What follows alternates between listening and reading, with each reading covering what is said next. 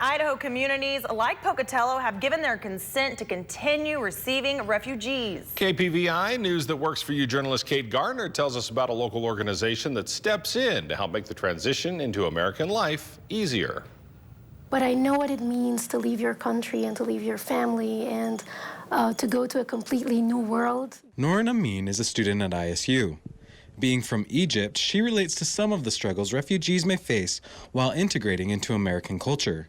For that reason, she became a member of Bridges, Idaho. Bridges is an organization geared to assisting refugees when they come to the United States between the time after they've been assisted by the U.S. government for up to 8 months.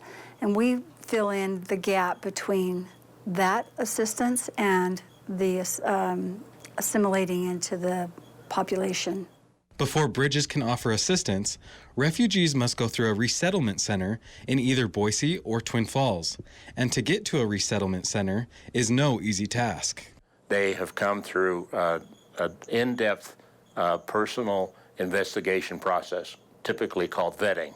And so they're checked out health-wise, their intellect, their legal status, their educational status, and they're more qualified than many Americans to be here.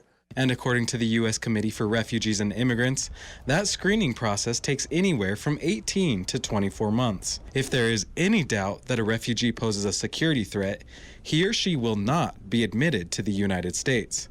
Last year, just over 100 refugees who made it through the screening process ended up being resettled through the Twin Falls Center. We tend to be kind of same white, middle-class people in Idaho, and by getting people from other countries with other cultures, even other languages, I think it adds a lot to the whole situation here in Idaho.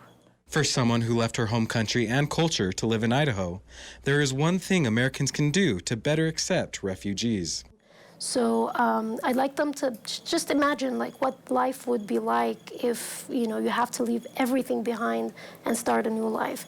So it's important not to make things harder for the people who suffer from that. In Pocatello, Kate Garner, KPVI News that works for you. Under a recent executive order by President Trump, states must consent to continue accepting refugees.